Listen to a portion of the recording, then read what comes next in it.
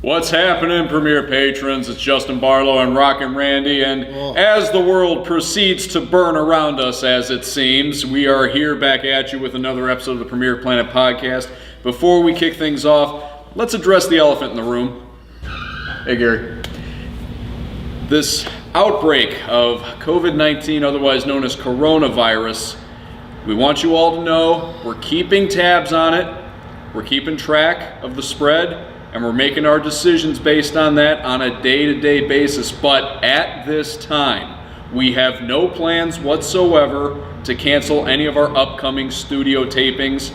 We do want to advise everyone that we are taking precautions. We'll have hand sanitizer available at the door. We've got plenty of soap available in the restroom.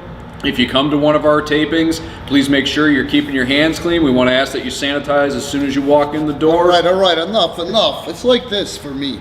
You make your own decisions, I make my own decisions. I live in Wakanda. In Wakanda, we shop at Jewel. Well, Jewel's out of every fucking thing. Bread, fucking bananas, paper products, except for a few boxes of tissue to blow your nose on. And I go, damn it. My kid needs this, I need that. Primarily bananas and water, oh my God. So my town is so worried about this and nobody's got whatever the hell they need from the store. But I go to Supermercado, which is a block away from my house, and they got everything. And the gringos from my town are so worried about that by listening to the news, but they're not smart enough to go to Supermercado where they're having no problems whatsoever. So today on the way here, I stopped for bananas and water because I couldn't get them yesterday at Jewel, and I was running late. As I'm sitting in line with all Mexicans at the Supermercado, I go, you know, this makes me crazy. For those of you that know, if you're Latino or not, or white, you might know the term El Cucuy. El Cucuy is basically the Mexican boogeyman. They use him to scare their kids when they're little and to stop being assholes or to stay in bed. Don't get out of bed. El Cucuy's under the bed. He'll catch you. Okay? Gringos, and I say this out loud because I can't take it no more. Gringos are terrified. They want to believe there's a boogeyman. There's an El Cucuy. There's a coronavirus that's going to kill us. I'm not in denial of the virus, okay? There's an effing virus. There's also influenza A, which I'm battling going on my fourth week with influenza A, which has killed more people in the United States than the coronavirus has killed worldwide this year, okay? But the Mexicans the Latinos feel the same way I do. I'm going to wash my hands. I'm going to use common sense. I'm not going to make out with people that I don't know.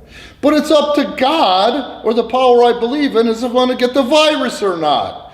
That being said, this is the United States of America, and I have seen a lot of businesses closing, and a lot of businesses are hurting.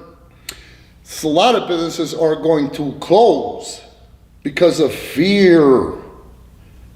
I don't subscribe to that.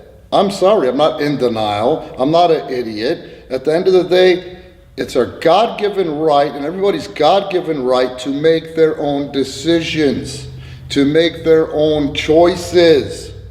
So we choose to keep the doors open on Saturday nights for the tapings. The people that come, like last week, choose to come. Wash their hands, use their hand sanitizer. Enough with the corona. Let's get into wrestling because there's enough bullshit out there to scare everybody anyway. I hope I made sense. If I pissed you off, so goddamn what? Because at the end of the day, I'm just talking commonsensically. And this is why we're both here. This guy's to the point. I tend to sugarcoat things, I admit it. This guy's nice and to the point. He speaks for all of us here. It's your choice if you want to come out and see us. Our doors are wide open. And it's our choice to open the doors. No big fat governor is going to tell us what to do in his suggestions. And at the end of the day, even if he makes orders, his orders are unconstitutional. So going back to Saturday, by the way, thank you to everyone who came out on Saturday. We weren't quite sure what the mass hysteria was going to do to our turnout. I haven't heard one case of coronavirus from last Saturday. You don't say. You don't say. So this last Saturday, we crowned a new #1 contender in an all-Japan-style battle royal. It ended up being Chase Gosling was the last man standing. And go figure. Yeah. But for being the first time we did a concept like this here in Premier Pro Wrestling, I'd say it went off pretty well. It was pretty damn good, and I, who've been everywhere and seen everything for the past 30 whatever the hell years, have never seen one in the United States. Right. So that was cool. Another concept gets over. Right, and something that dawned you can watch that concept by going to our Pivot Share. Right, pivotshare.com/Premier Pro. No wait, premierprowrestling.pivotshare.com/home. You can also go to premierprowrestling.com, click the on-demand link, and find it through there. Yeah. But something that I forgot to mention, and it dawned on me today that I forgot to mention in my post show that was posted on Sunday, Connor Core promised that he would leave town if he did not win that battle royal, and he bit off way more than he could chew, and Connor, he gone. And if I may surmise, it's this simple. Connor Core, he gone.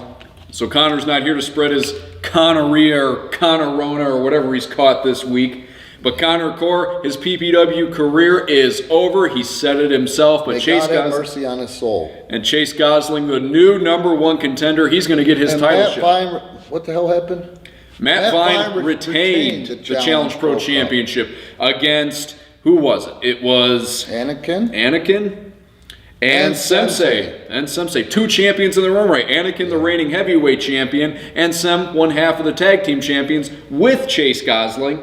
But this match ends when Matt Vine uses that upper body strength of his. He's outside the ropes.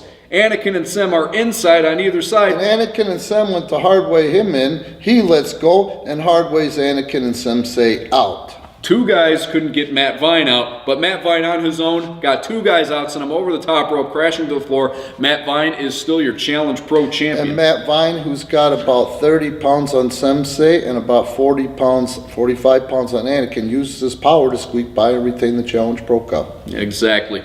And that brings us to this coming Saturday, where Chase Gosling is going to get his opportunity to become a 4-time champion when he takes on Anakin, someone he once considered his protege and friend. So there's a long and now bitter history between those two. This one's as much personal as it is professional. Well, Chase Gosling is on record on saying that on more than one occasion, but does Anakin ever give him that credit? You know what I'm saying? And maybe that's in Chase Gosling's mind. Maybe. But don't forget, too, both of them, Anakin and Chase Gosling, are former tag team champions together. Yeah. They held those titles together at one point. So there is a powder keg that's going to be in that ring in the main event on Saturday. And that brings us to back to Matt Vine and the Challenge Pro Challenge. Power keg. And that brings us back to Matt Vine and that Challenge Pro Championship. We are going to get started, I guess you could say, on crowning 2 more contenders for that Challenge Pro Championship, who at this point, at this time, as far as we got the schedule planned, will get their opportunity at our 300th taping. Mm-hmm. So we're going to have, what did we say, 4 separate one-on-one matches? No, it's 2 separate one-on-one matches. Inestra versus Ultimo. And then it's... I don't remember. You're supposed to be the fact totem. I don't know what I have for breakfast. I think it's Jose against Ultimo. Yes. And the Inestra. Jose against Ultimo. That's Inestra. Right. Let me see if I can pull up what you sent me earlier. Anyway, it's going to take me too long. The reception in this place sucks. And it's Inestra against... Son of a bitch, it escapes me and it shouldn't.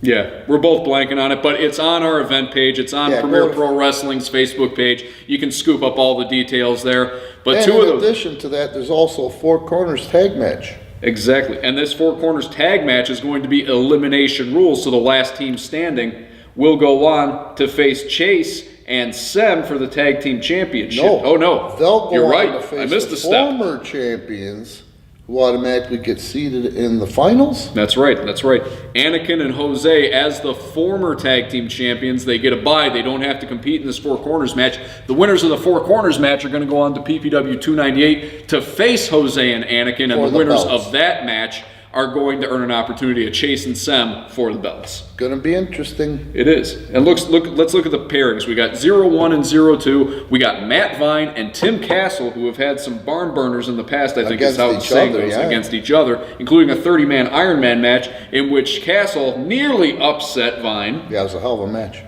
And then we've got Inestra and Pancho, the old running buddies.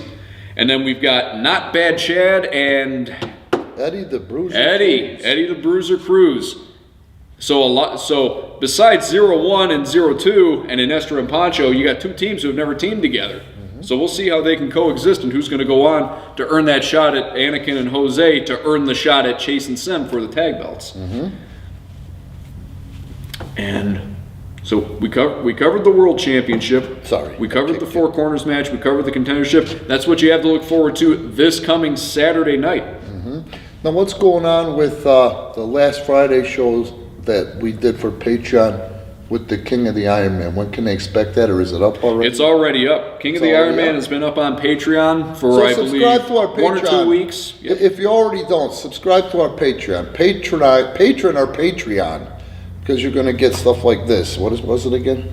What we're going to be doing from this point forward, when we started with our last Friday night taping, is every Friday night taping will be exclusive to our Patreon. He says that. That's why I'm not worried about the coronavirus. I've been around you for 7 years, and if I haven't caught pink eye by now, I think I'm pretty much bulletproof. Yeah, but when you walk into farts, it builds up the immune system, I hear. Yeah, that's what I've been saying about this thing. But anyway, we said we were done with that.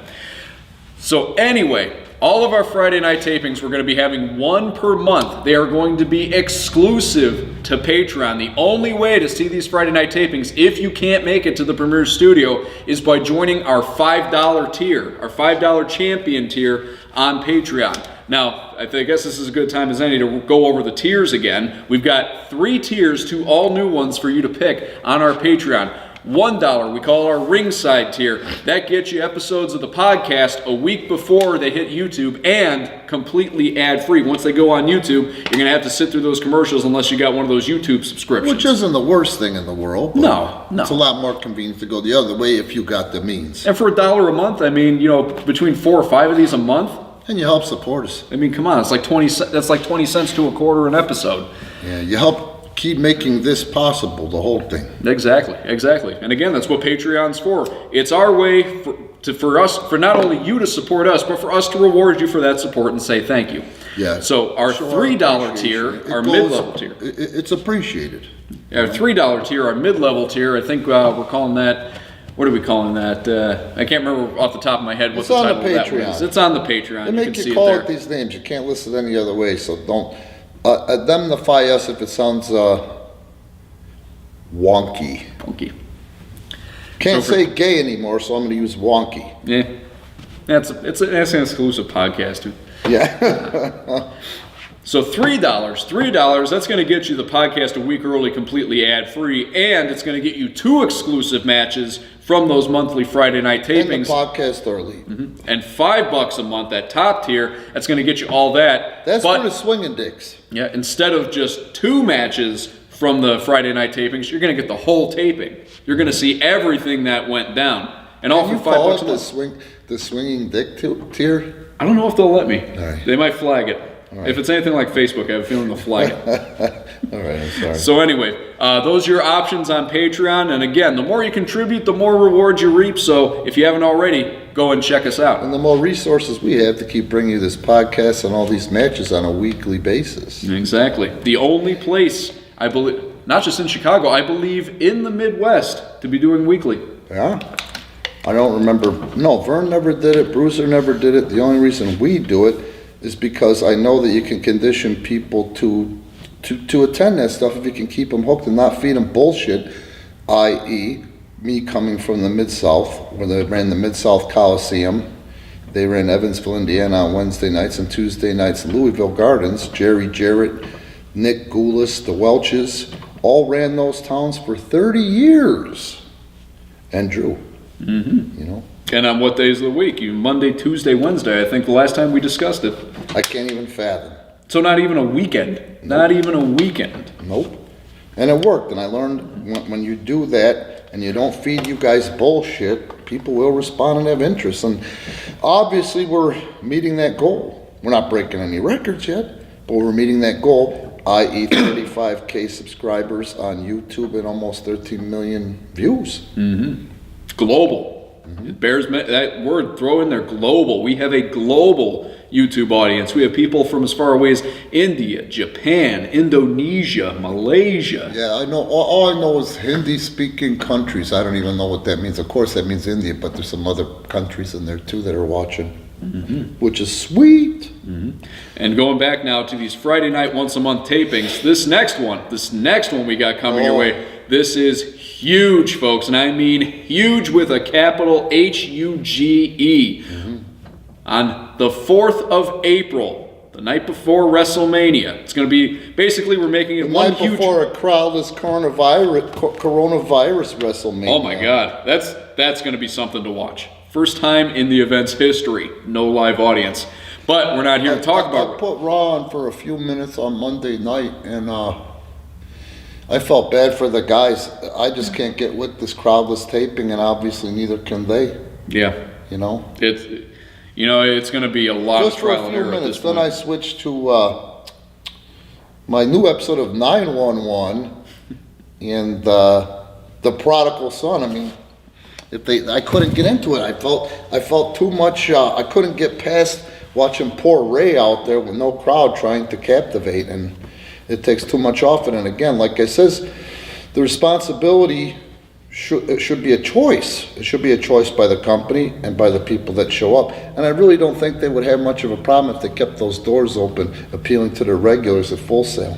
Right. I think they would have loved the shit out of having a Raw brought to them and only kept their Full Sail crowd interested for another 3 to 5 years. Matt Vine's poking his stupid head out. Pull the door! Here he comes. He's got the largest head in Premier Pro Wrestling. It's like Bonk. Remember the video game Bonk? The giant baby that broke? That's Vine. He said it, I didn't. Don't come after me, Matt Vine. It doesn't matter if I can beat Matt Vine up or not. He just has to think I can. That way I can keep that upper hand on him. No, you can't. Anyhow. Yeah, so going back to our next Friday taping, it's going to be PPW299, and it's going to happen the night before PPW300, landmark. A big deal. We'll make it like a PPW 300 weekend because we shouldn't have made it past 40. No. I remember we shouldn't have made it past, what was the... We shouldn't have made it past the first six. What was 6? 6 was the first one I went to. I don't remember. I'm not good with the numbers. I just remember fighting the odds and trying to gut it out, in the face of adversity. And part of the reason I do that is to set an example for the guys I'm training. So much adversity in this industry, and there's so much adversity today. You get a tryout, that's adversity. If you get hired, there's even more adversity. Once you get hired, getting noticed, that's more and more adversity. Once you get noticed, it's taking the ball and running with it, knowing who to listen to and who not to listen to. And when you go into business for yourself, that's more adversity. So the reason I do things like that, because any sane person would have walked away, is to set an example. Yeah. And 300 is a huge deal for us, folks. 100 was a huge deal, 200 was a huge deal, and 300 is going to be the biggest deal that we have ever had. It's so funny because at 200, 300 seems so far away, but now 200 seems like it happened just yesterday, Yeah, I was thinking the same thing. Yeah. But it'll be fan interactions, and we'll figure out some cool stuff to do toward Patreon, our YouTube followers, our pivot share, you know what I mean? Yeah. We appreciate it. The wheels are turning. We're trying to figure out how to make this a memorable weekend for everybody, not just for us, but for all of you as well. In appreciation. So that's going to be April 3rd and April 4th, Friday and Saturday night. So let's talk about, like I said before, one thing that we have that a lot of other podcasts don't have is what's up here, what I can remember and the experiences that I've had. We've talked about world class. We've talked about Luke Williams. What else have we talked about? Oh, Luke. God bless. I love Luke. We talked about world class. We touched a little bit on your time in Memphis. We talked about Luke. We talked about Johnny Ace. We talked about John Moxley's toilet habits. Kid doesn't know how to flush a toilet. Luke didn't think there was anything more to John Moxley than a kid that can't get the finish right and plugs up the toilet that backs up into his shower. And look what happened from there. Moxley is a good example of heart. Like I say again, at the time, and I'm not saying this in a racist way, because you know, and everybody all my friends on the island know I love that place. If I could live there and raise my kid and do what we're doing here in Puerto Rico, I would do it in a heartbeat. You know, I love that island. I don't love your politics, but neither do you, but I love your fucking culture, and that surpasses all. Moxley was basically in a third world country at 18 or 19 years old, a white kid from the heartland. He went down there and stuck it out for a long, long time, sometimes getting paid, sometimes not getting paid, and always getting paid late. He found a way to survive. He found a way to pay his dues, and that got the attention of Pro Wrestling Entertainment. This guy's got heart. He's not going away. Let's take a look at him. Mm-hmm. And look how far it propelled him. Mm-hmm. All the way to the top. Yep, exactly. And he made a lot of good money for a lot of years for a young guy, based upon going out there and doing that. Mm-hmm. You know, Puerto Rico was a hell of a situation. You know, you had two companies doing really well. First, it was Carlos Colon, WWC. One of my biggest fuck-ups and regrets, someone was talking recently about not having regrets. So I think that's bullshit. You always have regrets. Maybe it's not from mistakes, or maybe sometimes it's from decision.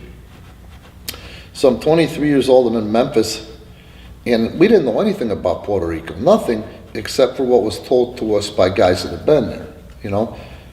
And they were usually, you know, the older white guys, like Eric Embry. He made a lot of money, did a lot of crazy, insane money-drawing things, booking and wrestling in Puerto Rico. So I stumble upon this Puerto Rico via Luke, because Luke's always been a good friend of mine.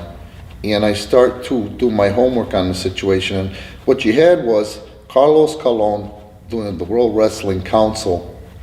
He had people working for him, i.e. Victor Quinones, who Victor, we can talk for hours about Victor. For whatever the hell Victor was, rest his soul, he was very instrumental in a lot of guys' careers. He was very instrumental in a lot of things in regards to Puerto Rico wrestling. In 2003, maybe 4, I stumbled upon the actual footage. I asked Luke to send it to me before I sent Casey James down there to learn how to wrestle. And they had just started making DVDs, so the rest of the world wasn't seeing their product. And once a month they would run a big show in a building that held 10 to 15,000. It was primarily 15,000 people at Roberto Clemente Stadium. They would sell at the stadium without even ringside seats. I get this one pay-per-view, no, not one, a DVD, it wasn't a pay-per-view.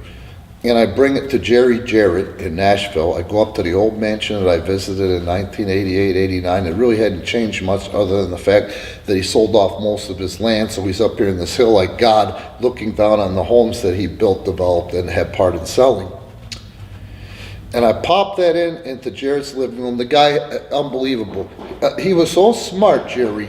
Every piece of furniture he bought was the same, okay? But the point is that this stuff was so cool when he bought it that it only increased in size. You know what I mean? In worth. You know what I'm saying? Like, unbelievable how smart this guy was. But anyway, we're watching this video for 5 minutes, opening fucking bout. His jaw drops open. He hits the pause button and says, "Randy, are you seeing what I'm seeing?" I go, "What's that, Jerry?" The energetic crowd that the United States hasn't had since you guys were selling out the Mid-South Coliseum on Monday nights? Yeah, that's why I brought you the fucking video. Unbelievable. It was the best kept secret in pro wrestling. They operated on their own. The United States barely had any inkling of what was going on down there. Victor Quinones had whatever his irreconcilable differences were with Carlos Colon and Victor Jovica, and he went off and started IWA Puerto Rico, International Wrestling Association. He took with him Miguelito Perez and Savio Vega, who were in Los Boricuas, which I'm really surprised World Wrestling Entertainment hasn't inducted those guys into the Hall of Fame, only because it would help his numbers, period, with Puerto Rican Americans in on the island. And at one point, the island, the WWE shop got most of its traffic or hits from Puerto Rico, which was amazing too. And they used to run 2 successful events there. It started with 1 sellout a year at, I think it's the Coliseum, a building owned by the Madison Square Garden. Then they ran Ponce, and they would sell those out as well. Yeah, I remember the first, what was it called? New Year's Revolution. In 2005, it was in San Juan. It's the first WWE globally broadcasted pay-per-view ever from Puerto Rico.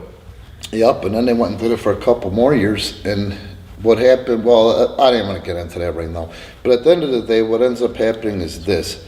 They've got this plethora of unbelievable video footage. I want to say, I talked to Victor for about a year about it. Victor Quinones was partners with Japan, and if you remember the IWA death matches, which were so big for a while that put Mick Foley on the map. Victor had his hands in a lot of stuff in Japanese wrestling, all the way to World Wrestling Entertainment. He had his hooks in everywhere. Friends with Gorilla Monsoon, friends with Pat Patterson. So I'm talking to Victor for a year, and all I'm trying to get my hands on is the rights to market this to the rest of the world. It was unbelievable because the roster was 1/3 gringos, and a lot of guys went from Puerto Rico to achieve big things for World Wrestling Entertainment, and I wanted to expose it to the rest of the world. The TV was done well. It was shot with a 3-camera angle, and I made it my business to figure out what was in that video library, and to this day I probably know more about what's in that library. I never took a tape, Miguelito, than Miguel and Savio have, and it's still sitting there in a climate-controlled storage facility on the island. Unbelievable matches. They had Undertaker come down when Undertaker was on top. They had The Rock come down. All this stuff is it's sitting there in their library. It's unbelievable, So as I'm courting Victor for a year. We finally set up a meeting, and I was supposed to go down to meet with Victor the day after WrestleMania in Chicago. What year was that, Vine? The WrestleMania 04? 06. 06. 06? 22. 97 and 06. WrestleMania 22 and 06. Yeah. Victor Quinones died the Saturday night before WrestleMania. I got the news at WrestleMania that Victor had died. So all this hard work was down the shitter. However, I did have a letter of intent with Victor and a handful of video footage, that I had the rights to market to, but I couldn't believe it, After all that time and energy and the product that he had and the fact that he saw so much potential in the idea that, it's very difficult to do business with Victor, and Luke was very impressed and amazed himself, who'd known Victor for however many years at that point. He'd say, I can't believe how you fucking are with this guy. You're the only guy he doesn't play any fucking games with. What the fuck? What is it? I go, it's nothing. It's not the way I do it. I'm not no genius. It's the idea. He knows that there's nothing but potential. He was an older guy at that stage, and he didn't have the energy to do it. But I tell you, if you ever get a chance to look at some of that, and some of that's available online, look up IWA Puerto Rico or even World Wrestling Council. IWA Puerto Rico had much better quality in their production, but you'll find some of the stuff on YouTube and you'll lose your shit. At the crowd reaction. It's something. It's like this in It was like this in Puerto Rico. 70% of the Puerto Rican wrestling fan believed it was real. Still. The other 30% went along with it because it was too fucking fun not to. And you've seen energy in a wrestling crowd, sold out, packed buildings, man, arenas. Well, the towns that they ran, which were pretty regular on the small island, that is 120 by 60 miles across, sold over 850,000 tickets per year to their events in the 4 nights a week that they ran. That's incredible. Unbelievable, the kind of business that was done there. They weren't merchandising. They weren't doing pay-per-view. And that's where I saw the potential, We can do more. I got so much I can do in Puerto Rico. Funny stuff, you know what I mean? But at the end of the day, the island is just like the rest of the country today right now. IWA lost its deal with Telemundo, which is the NBC affiliate in Puerto Rico. The way they lost it was after Victor died. Victor was a New York Rican. He was basically raised between the island and the States. Island and the States. And he got some of the work ethic from the States, some hustle from the States. His education came from the States. Victor was a hustler. He was a hustler and a promoter, and he knew how to do business. Now, I'm not saying this as a dig or anything else on the island. But what happens is they're not raised with the work ethic that they once were. We fucked up their economy, meaning the United States of America, by putting them on our welfare system and making them independent to keep them from becoming a communist island like Cuba. And back when we did that, Puerto Rico was number 1 in the world for sugar, number 2 in the world for coffee production. Now they don't even produce any of it. You got a handful of companies that still handpick to sell to specialty customers, but these assholes are getting paid per bean. They don't even get paid per hour. Because they're U.S. dependent, for example, labor law is not enforced on the island, United States labor law. So a Puerto Rican can choose to work full-time, if not more, and not get paid, or he can stay home and be put on the welfare system and be given EBT. What are you going to do with a family to support? You know, they could go to work, they go to work and not get paid, but they don't qualify for the benefits that they need to pay their rent, to pay their bills. Yeah. You know, so it's a whole matter of cultural differences, but at the end of the day, there's one company down there, and when I was down there, people liked IWA more, and I'm not saying this to be an asshole to Carlos, but at the end of the day, I say, why do you like IWA more than WWC to the fans? They would say, anybody with the last name Cologne is always going to win. They never lose. It's been that way for how many years? That's why we like IWA. You know what I mean? I had a chance to go work for Victor, bring it in, and then we'll bring it home. Not Victor, Carlos. When I was in Memphis, I got very close to handsome Jimmy Valiant, who is one of those guys that I credit with teaching me a lot about wrestling, but a lot about being a human being, a decent human being, you know. Him and Luke I hold in really high regard as father figures because I didn't have one. I left home at 15. Boogie was very close with Carlos. Boogie used to go down to the island, and they loved Boogie because they never seen anything like Boogie before Boogie. You know, Handsome Jimmy would go down there and draw money. The thing is, he didn't like it down there, and you either like it down there or you don't.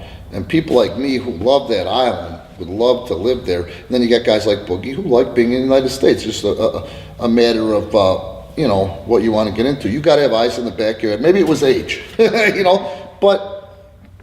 What happened was when I was in Memphis and I was trying to figure out what I was going to do next, I wanted to continue to make a living in pro wrestling. Handsome made a call to Carlos for me. And Carlos called me back and gave me a date.